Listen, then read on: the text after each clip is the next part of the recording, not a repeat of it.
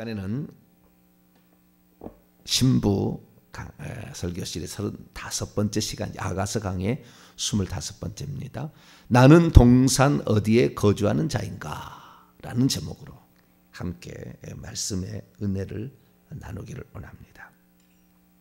나는 동산 어디에 거주하는 자인가?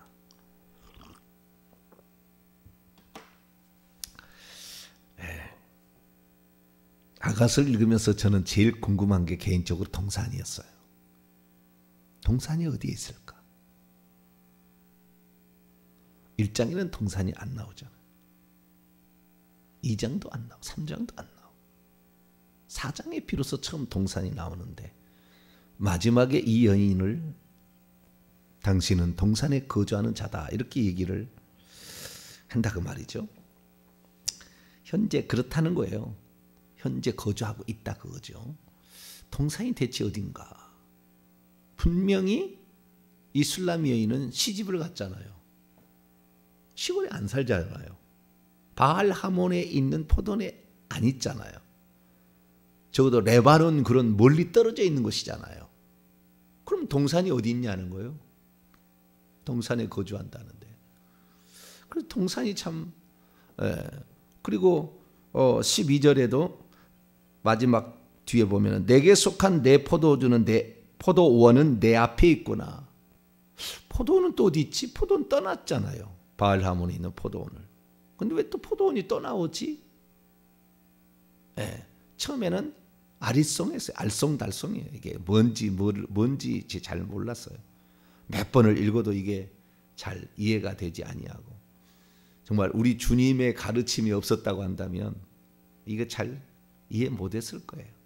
무슨 말을 전해야 될지 그 의미가 뭔지 그냥 적당히 어떻게 그냥 연애담이나 우리가 그 하면서 그리스도를 사랑하자 그렇게 표현했지 실체는 그리스도와 성도인데 솔로몬과 술람미가 실체고 이것은 그리스도와 성도는 덤으로 이렇게 가는 이렇게 설교를 했을 텐데 거꾸로 제가 설교했잖아요. 거꾸로. 그래서 이 동산이란 말을 가장 저는 장소가 궁금했습니다. 대체 어디에 있나 이게. 그래서 우리가 이 아가서를 풀어가는 정말 중요한 그 핵심의 단어 하나가 이 동산이라는 것이죠. 더불어서 포도원이라는 것이고요. 그래서 이 동산이란 의미와 포도원 의미를 정확히 정의를 해야만이 이 아가서가 풀리는 거예요. 왜? 지금 내 포도원이 내 앞에 있다고 그러잖아요. 1장에 보면은요 포도원이 없다고 그러거든요. 자 1장 넘어가 봐요. 1장 6절 보세요. 내가 햇볕에 쬐어서 거무스름할지라도 흘겨보지 말 것은 내 어머니의 아들들 의붓 오빠들이 나에게 노하여 포도원 지기로 삼았으므로 나의 포도원을 내가 지키지 못하였구나. 나의 포도원이 있는 것 같은데 지키지 못하였다. 무슨 포도원이 있나? 포도원이 없는 것 같은데 1장 2장 3장이면 이 바알하몬의 포도원 그것이 은 한 세겔에 그게 포도나무가 한 그루라는데 그러면 은 1000개로 세를 놨다는 것은 1000그루의 포도나무가 있는 거대한 포도밭이거든요. 근데 그 포도밭에 자기의 포도원이 또 있어? 내 포도원은 지키지 못했다. 이 말이 무슨 말이지? 그래서 처음부터 이게 이렇게 궁금했고요. 뿐만 아니라 처음에는 동산이라는 얘기를 하지 않아요. 그런데 이 신부가 동산이라는 것을 알고 있어요. 말하지는 않지만 1장 7절을 보면 내 마음으로 사랑하는 자야 당신이 그러니까 지금 그 솔로몬을 가리키는 거예요. 당신이 양을 치는 것과 그 양치다가 정오에 쉬어야 돼. 너무 뜨거우니까 또 밥도 뭐 물도 먹이고 그래서 정오에 쉬게 하는 곳을 내게 알려달라 이렇게 얘기를 하거든요. 그러니까 그 장소를 몰랐던 거죠. 그래서 8절에 보면은 예루살렘의 딸들로 일컬어지는 자들이 뭐라고 하냐면 여인 중에 어여쁜 자야 내가 그걸 잘 알지 못하면 양떼의 발자취를 따라가면 알 것이다 이렇게 얘기를 하거든요. 그럼 또 양떼의 발자취는 또 뭐냐? 뭐 양떼가 지나가는 그 길을 따라가면 양을 치는 자를 만날 것이다 이런 거 아니에요? 양떼의 발자취는 결국에요 거기를 아는 사람들이 그리 가는 거거든요. 그러니까 양떼의 발자취라는 것은 그 양들은 그 목자를 결국에 따라가게 되는 거 아닙니까? 그러니까 양들을 따라가게 되면 그 목자가 있는 것을 발견할 수 있다는 거예요. 그러니까 이미 그 경험을 하는 사람 간증이죠. 간증. 내가 봤더니 이렇더라 라고 얘기를 한 것을 주의 깊게 들어보면 그 장소를 알 수 있다는 거잖아요. 그러면 아니 솔로몬이 예루살렘의 왕이라면서요. 그럼 예루살렘에서 통치를 해야지. 뭔 양떼를 치고 있나? 처음부터 끝까지 양떼를 치고 있다는 말에 솔로몬은 방점이 찍혀 있거든요. 그런데 그 양떼가 왜 양떼를 쳐야 되느냐? 비유적으로 한 말인가? 백성을? 여호와가 우리 하나님을 너희가 알지어다. 우리는 그의 기르시는 양이니 하나님께서 그의 그 백성을 양떼라고 표현했나? 그러면 솔로몬도 자신의 그 백성을 양떼라고 얘기했을까? 이렇게 하다 그러면 양떼가 있는 곳은 또 어디지? 그러고 봤는데 양떼가 있는 곳에 결정타가 나오는 거예요. 그래서 이제 여기가 이 양떼가 있는 곳이라 6장을 넘어가면은 6장 2절 3절을 보게 되면 내 사랑하는 자가 자기의 동산으로 내려가서 향기로운 꽃밭에 이르러 동산 가운데 양떼를 먹이며 동산에서 양떼를 먹이는 거. 동산이라는 것은 양떼를 먹이는 장소를 지칭하는 것이고 플러스 백합화를 줍는 곳이에요. 꺾어진 백합화를 줍고 있는 장소가 동산이라 그 말이에요. 그런데 그 동산을 소개를 하는데 4장에 소개를 합니다. 뭐라고 소개하냐면 4장 12절에 내 누이 내 신부야 너는 잠근 동산이요 덮은 우물이요 봉한 샘이로다.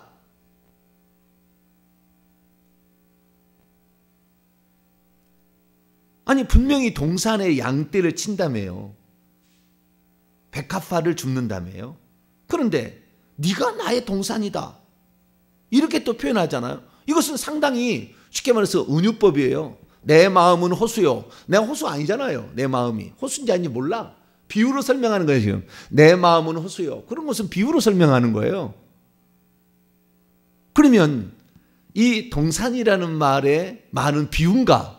아니면은 자기의 그 결혼한 이제 그 신부를 동산이라는 그것이 비유인가? 또 이거 궁금점이 나오잖아요. 그런데 이 결혼하고 나서는 이 동산이 신부가 나의 동산이라고 또 얘기를 하는 거예요. 어떻게? 자, 4장 16절을 보면 이 여자라고 일컫는 대상이 말하길 북풍아 일어나 남풍아 오라 나의 동산에 불어서 향기를 날리라. 나의 사랑하는 자가 그의 동산에 들어가서 그것에 동산의 아름다운 열매 맺기를 원하노라. 그의 동산이 있고 나의 동산이 있어요. 그의 동산은 분명히 양떼를 치고 백합화를 줍는 것이죠. 그의 동산은. 그러니까 그러면 예루살렘은 또 무엇이고 동산은 또 뭐냐? 라는 거예요.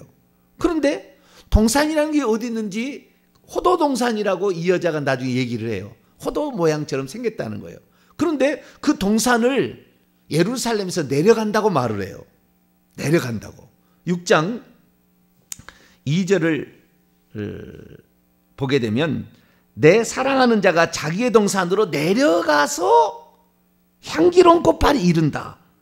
이렇게 얘기를 하고 그 다음에 술람 여인도 6장 11절에 골짜기에 푸른 초목을 보려고 포도나무가 순이 났는가 석류나무가 꽃이 피었는가 하려고 내가 호도동산으로 내려갔을 때 예루살렘에서 어떤 내려가는 장소다 라는 것을 알 수가 이제 있는 거죠. 그래서 저 같은 경우는 특별히 제가 이제 국어 국문학을 전공했으니까 모든 것은 시간과 장소가 아주 중요하거든요. 이걸 놓쳐버리면 이해를 못하게 돼 있어요. 정확히 어디에서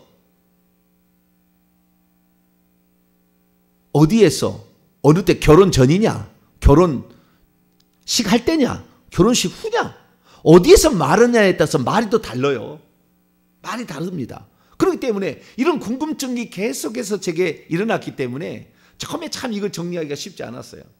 근데 이제 다 끝났으니까 제가 종합적인 정리를 한번 해드릴 필요가 있겠다 싶어서 제가 오늘 나는 동산 어디에 거주하는 자인가. 우리는 결국에 이 솔로몬이 원하는 것은요, 예루살렘 성 안에 거하는 거지만 결국에 동산 안에 거해야 되는 거예요. 예루살렘 성 안에 들어가는 존재예요. 그러니까 예루살렘에 들어가는 존재, 제가 또 다시 한번 설교하겠습니다. 예루살렘에 딸들이 있다고요. 거기에 아직 유방이 아직 발달하지 않은 그런 소녀도 있다고요. 거기에. 그렇지 않습니까? 거기에 예루살렘 성 안에 의붓 오빠들도 있잖아요. 여러 사람들이 또 있다 그 말이에요. 거기에. 뿐만 아니라 왕이 분명히 얘기했죠. 여기에 왕비가 있고 후궁이 있고 시녀도 있다. 그 다음에 이 신부를 위한 가마에 용사들도 있다. 60명이 이렇게 달려들었다. 또 그런 군사들도 있다는 얘기를 하고, 그래서 우리가 이런 그런 의미들이 무엇인가, 그런 의미들이 무엇인가, 그것도 우리가 알 필요가 있잖아요. 뿐만 아니라 예루살렘 성 안에 밤에 순찰하는 자들이 있었고 성벽을 지키는 파수꾼이 있었다. 또 말이다. 그들은 또 무엇을 의미하는 것인가? 이건 완전히 문학작품입니다.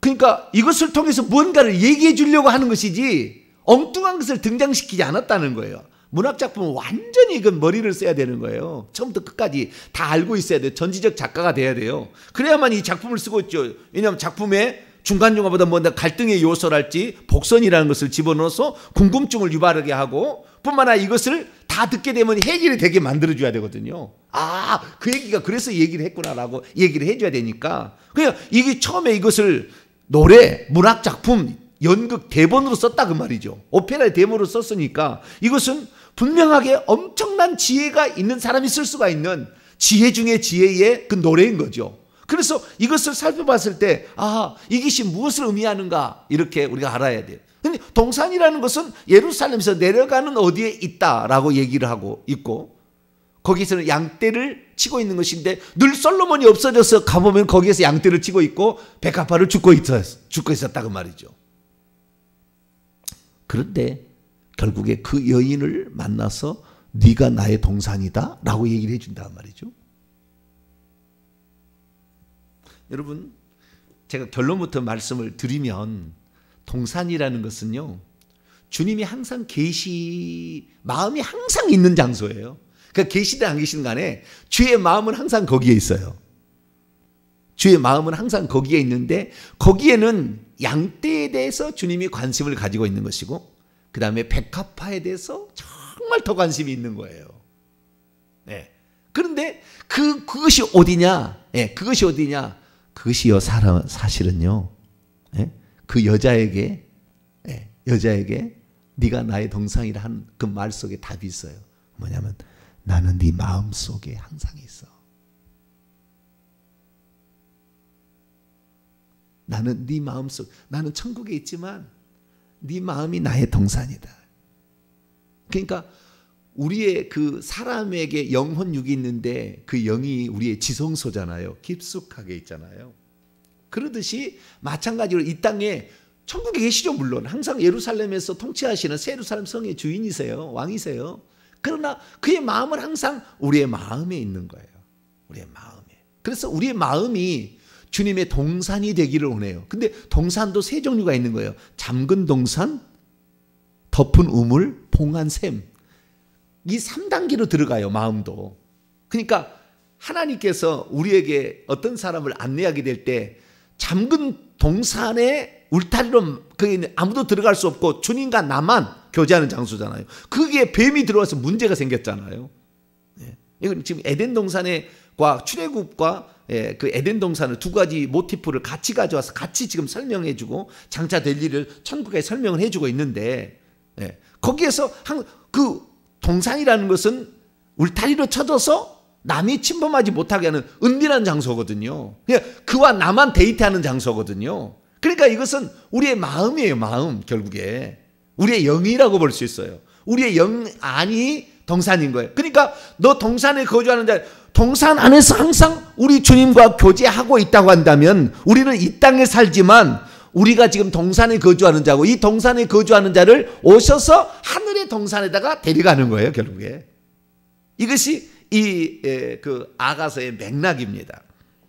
그리고 그 포도원이라는 말은 무슨 말이냐면 이 땅의 일터잖아. 이 땅 일터. 일터인데 우리가 가지고 있는 포도는 원래 우리가 죄를 안 지었으면 그런 일터 고생할 일이 없어요. 의붓 오빠에게 그냥 바알 하몬에 가가지고 그 많은 농사를 하는데 내 것이 아니잖아요. 내 것이 아니잖아요. 그 노예 생활을 하는 거잖아요. 고대 노역을. 그래서 이 바알 하몬에 있는 그 포도는 일터는 일터인데 내가 노예로 붙잡혀 있어서 하는 것이에요. 그러니까 내 것이 안 되는 거예요. 내 것이. 근데 나중에 끝나보니까 이 여자가 결혼을 하게 되고 결혼한 다음에 자기의 남편이 항상 동산에 있다는 것을 알게 되고 그 동산에 양떼를 치는데 관심이 있고 그 다음에 꺾어진 백합화. 이 백합화라는 것은 신부의 3단계를 얘기하는데 첫 번째 단계잖아요. 백합화 비둘기 같은 신부, 전사 같은 신부, 그 다음에 양육하는 신부. 이 세 가지 신부가 이렇게 쭉 이렇게 나오게 되는데 그 백합화라는 것은 온전히 그 자기의 순전한 마음을 바치는 것. 비둘기에서 정절을 바치고 온전히 그 순결한 깨끗한 그래서 다른 데 마음 두지 아니하고 그런 그 백합화인데 이 백합화 같은 이런 그 신부로서 이 여자가 내가 주님 앞에 백합화가 돼야 되겠구나 하고 백합화가 되니까 너는 나의 백합화고 너는 나의 동산이 된 거예요. 그래서 그 주의 마음을 알게 되자 그때부터 자기의 자기의 포도원을 만드는 겁니다. 일터를. 그래서 이제 주님처럼 똑같이 동산 자기의 마음 속에서 포도원을 만들어 가지고 거기에서 다른 사람들이 그리스도의 신부가 될 수 있도록 또 다른 온리원의 신부가 될 수 있도록 만들어주는 일을 해야 되겠다고 감당했더니 나중에 신랑이 그것이 너의 포도원이라 얘기를 하고 이 포도원이 결국에 천국에서 상이 되는 거예요. 면류관에 되는 겁니다. 그래서 이 포도원을 나중에는 내게 속한 포도주는 나의 것이다라는 얘기는 무슨 말이냐면 결국에 우리가 천국에서 면류관을 얻고 보석을 받게 되는 모든 것들은 포도원을 얼마나 우리가 운영했느냐에 따라서 결정 지어지는 거예요. 그건 온전히 내 것이지 주님의 것이 아니죠. 우리에게 면류관을 씌워주는 거니까. 그래서 이 하나님께서 말씀하고자 하는 것을 이 솔로몬이 알았고 이 솔로몬은 계속해서 그것을 이 작품 속에 심어서 녹아서 풀어준 거예요. 그런데 이 모든 것들이 결국에 원형인 하늘에 있는 것들을 보고 이 땅의 것을 빗대어서 설명을 한 거죠. 왜? 솔로몬은 많은 경험을 하고 공부를 많이 했으니까. 술람 여인 아무리 찾아봐도 솔로몬의 부인이 누구였는지 아세요? 열왕기 상하 읽어보셨어요? 솔로몬의 부인이 누구였는가? 비빈이 1000명이었다. 그렇게 얘기를 나오지만 그 이름이 나오나요? 솔로몬 왕할 때 솔로몬 결혼식 안 나와요. 솔로몬은 우리가 잘 알듯이 그 왕이 된 후에 아기가 죽어가지고 둘이 이렇게 나누라는 그 솔로몬의 재판, 그 다음에 지혜를 달라고 막 간구하는 거, 그 다음에 성전 짓는 거, 그 다음에 자기의 궁 지었다. 그러다가 나중에 늙어가지고 너무 세금을 많이 거두니까 좀 낮춰달라고 여로보암이 얘기했는데 그거 안 들었다가 나라가 두동강이 됐더라. 그렇게 나오지. 솔로몬의 결혼에 안 나오거든요. 나중에 보면은 이제 결국에 여로보암과 르호보암이 이제 자기 아들이고 여로보암이 그 대신에 하나 있는데 결국에 두 나라로 10개 지파가 떨어져 나가서 북이스라엘이 되고 자기가 하는 것은 베냐민하고 유다 지파만 르호보암 자기 아들에게 넘겨주잖아요. 아들이 르호보암이에요. 근데 아들 소개하면서 솔로몬의 아내 이름이 나와요. 그 이름은 나아마입니다. 나아마. 근데 그 나아마는 누구냐? 암몬 사람이라고 딱 나와요. 술람 여인 아니에요. 그 여인 아니라고. 르호보암의 어머니였던 솔로몬의 아내 아니라고요. 그 사람이. 이것은 이상형이에요. 내가 봤을 때 이상형. 실제 있었는지는 들어가 보지 않아서 잘 모르겠어요. 진짜 있었는가 술람 여인이. 그러나 중요한 것은 뭐냐면 하늘의 것을 설명하기 위해서 이렇게 하고 있다는 거예요. 내일 다시 다른 것도 살펴봅니다만은요. 아가스하고 똑같은 내용이 다른 데도 있어요. 똑같은 내용이. 깜짝 놀래요. 왜? 하늘에서 그걸 어떻게 있는 것을 보고 온 거거든요. 그러니까 솔로몬도 그걸 본 거예요. 그것을 문학작품으로 표현을 한 거예요, 지금. 그러니까 솔로몬이 그 하늘에 있는 것을 보고 왔던 것을 이 땅의 것으로 표현을 해준 거예요. 자기가 봤던 것으로. 자, 다시 정리해 넘어갑니다. 나는 동산 어디에 거주하는 자인가? 그러니까 우리의 마음의 초소가 주님이 거주하는 동산으로 그 사람이 못 만들었다면, 내 마음속이 주님이 거주하는 곳으로 못 만들었다고 한다면 이 사람은 천국 못 가는 겁니다. 천국의 동산은 세루살렘 성을 가리키는 것이고, 그 동산 안에 잠근 동산, 그 다음에 덮은 우물 봉안샘이 더 깊숙이 더 들어가는 그 천국에서도 지성소가 있는 거죠. 천국에서 바깥들, 그 다음에 성소 지성소가 있듯이 잠근 동산, 덮은 우물 봉안샘이 또 있는 거예요. 점점 이렇게 들어가는 거예요. 그렇지, 천국에서 우리에게 계급이 다 다른 겁니다. 얼마나 주님을 가까이 가서 섬길 수 있느냐가 다 달라지는 거예요. 어떻게 내가 이 땅에 그 동산, 주님이 거주하는 그곳을 만들었느냐, 그리고 주님과 같이 협의했느냐, 이런 거죠. 그리고 주의 마음의 뜻에 합한 그 마음으로 네가 삶 속에 실천한 결과들이 포도원이 있느냐, 열매들이 애끝과 새것이 있고 지금도 꽃이 피어 있느냐라는 것을 주님이 보셔서 상급을 준다는 거 아니겠어요? 그래서 우리는 우리 마음을 주님과의 영적 교제의 공간으로 우리는 바꿔야 됩니다. 거기가 더럽혀지면 안 되는 거예요. 그러면 그 솔로몬이 그 동산에 자기가 들어간 일이 있어요. 들어갔는데 그때 그 동산에 있는 것들을 누리는 어떤 장면이 나와요. 하는 일 말고 누리는 장면. 그 누리는 장면이라는 것은 우리가 마음속에서 주님을 누려야 주님의 마음도 사실 아는 거예요. 주님을 누리지 못하고 뭘 해야 된다는 의무감에 쌓이게 되면은 너무 힘들어, 인생이. 그런데 거기에서 풍성한 누림이 있다는 걸 알아야 되는데, 그 누림을 아가서 5장 1절이 말해줘요.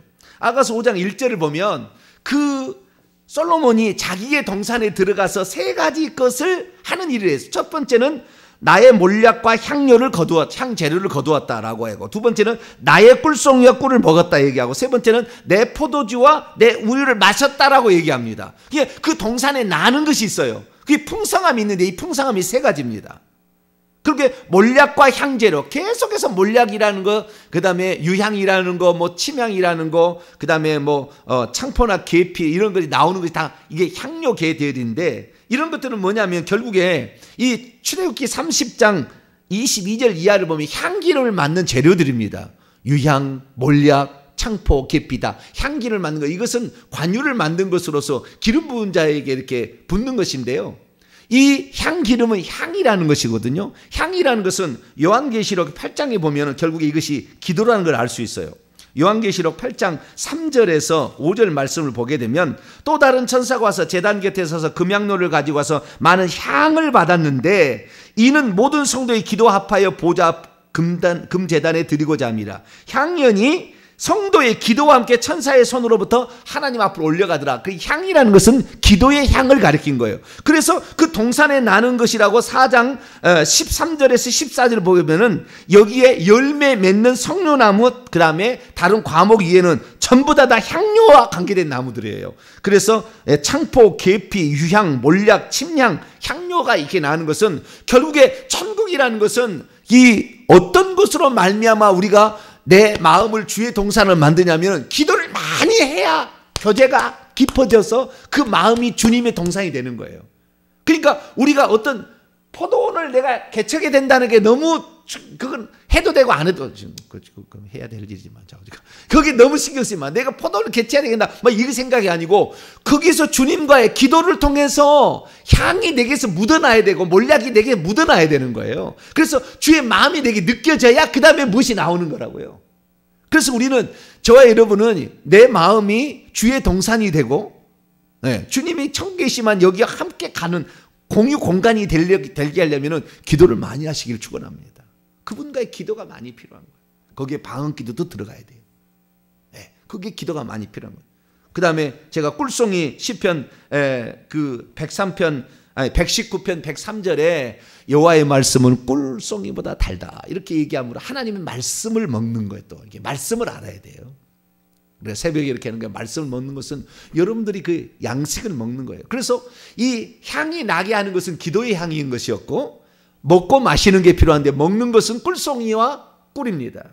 꿀송이와 꿀. 꿀송이는 아마도 대추야자나무를 가리키는 것 같고, 꿀은 꿀이고, 그래서 우리가 그 풍성한 어떤 그 열매를 먹는 것인데, 이것은 하나님의 말씀이라고요. 여러 종류의. 그래서 성경에 66권이나 되는 이런 많은 꿀송이가 있는데, 이런 꿀송이들을 계속 먹어야만이 결국에 우리가 사역을 할 수 있지, 하나님의 말씀이 없이 사역만 하면 지쳐버려요. 그래서 마르다가 되는 거예요. 왜 나를 도와주지 않습니까? 나 힘들어 죽겠는데, 좀 마리아 좀 시켜서 좀 내 일을 좀 도와줘. 주님을 누리지 아니하고 일만 하려니까 힘드는 거예요. 주님이 말씀이 있어야 그 말씀이 들어가게 되면 어떤 일이라도 지치지 않는 거예요. 왜? 주님이 말씀이 이거고, 이거 주님이고, 주의 마음이 여기 있고, 주님이 나를 이게 사랑하는 것을 알기 때문에 그 말씀을 통해 깨닫는 거 아니에요? 그러니까 그때부터 그런 삶이 어렵지 않은 거죠.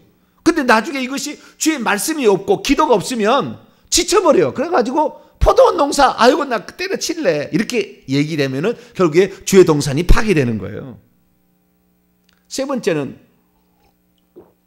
포도주와 젖을 마시라고 그랬는데, 이 마신다는 것은 요한복음 7장 37절 39절 보면은 그 배에서 생수의 강이 흘러나오래요. 누구든지 성령을 마시라라고 얘기하잖아요.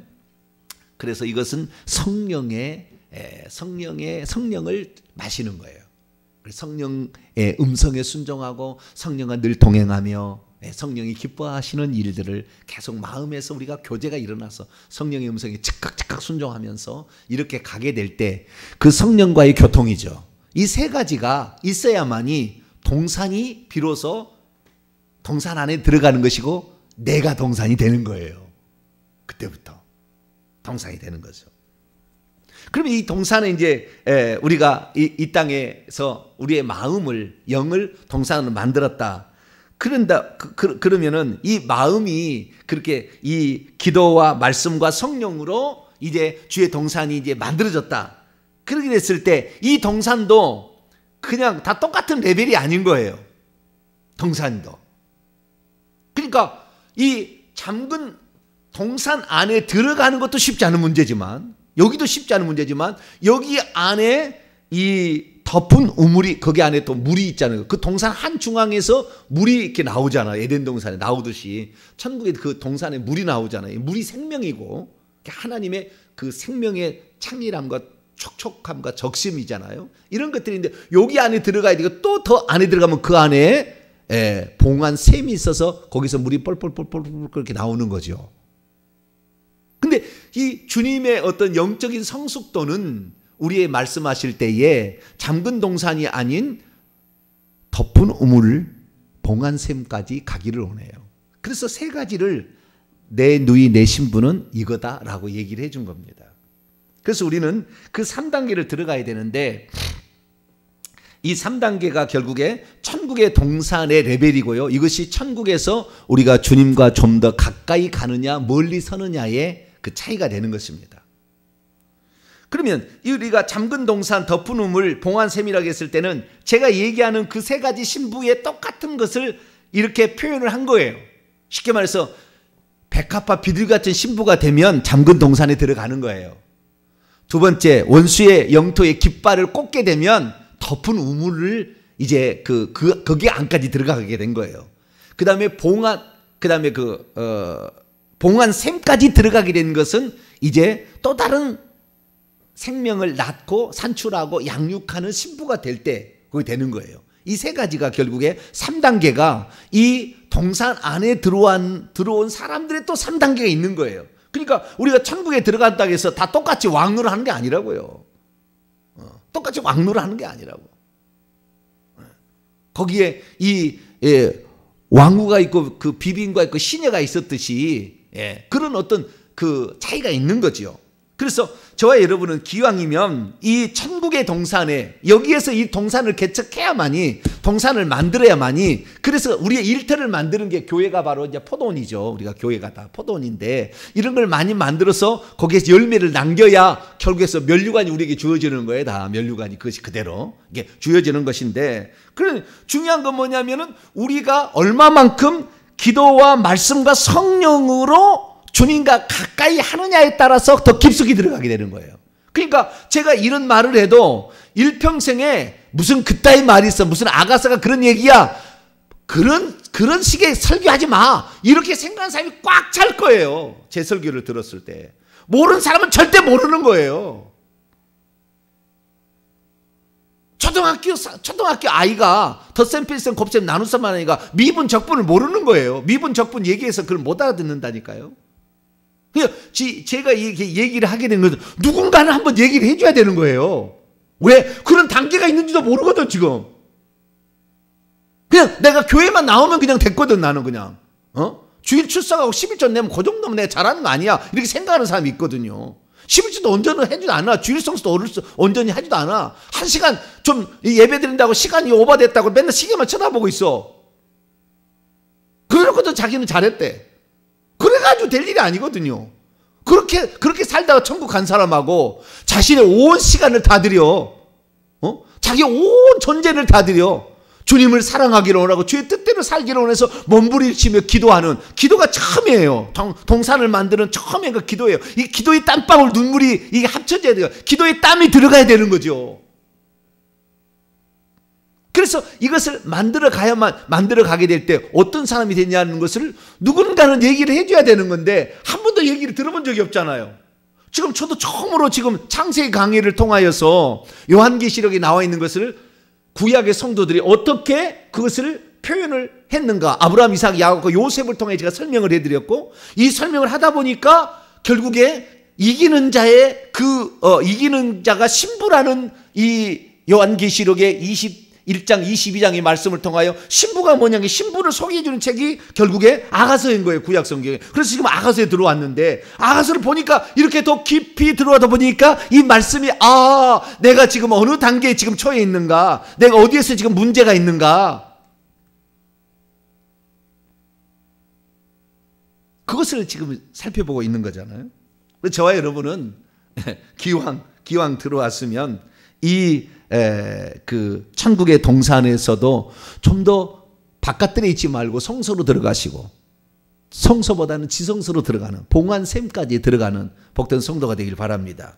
시간이 다 되어서 요 3단계에 대해서는 제가 한번 정리를 더 해야 되는데 시간이 되었기 때문에 내일 제가 계속 하도록 하고 그 다음에 이제 이 3단계를 신분으로 제가 표현되는 것을 좀 정리를 하고 그 다음에 마지막 재림에 관한 재림이 끝으로거든요. 마지막 구절에 관하여 말씀을 증거하도록 합니다. 정리합니다. 동산이라는 의미를 알아야 되는데 동산은 멀리 있는 게 아니었어요. 우리의 마음인 거예요. 주님과 내가 교제하는 장소고 그 교제하는 장소에서 우리가 주님의 마음을 읽어내는 거예요. 읽어내는 거.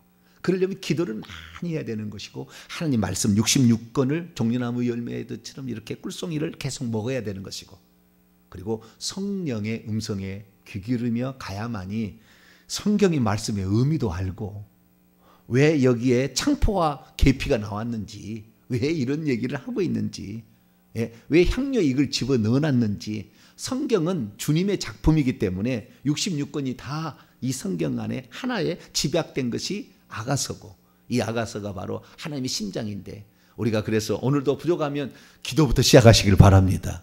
말씀을 제가 증거할 테니까 말씀을 잘 들으시고 그 다음에 성령의 음성에 즉시 순종해서 우리를 깨우치는 게 있거든요. 성령이 이렇게 하라. 즉시 순종하면 여러분들 더 깊은 봉안샘까지 들어갈 줄로 믿습니다. 거룩하신 하나님 감사합니다.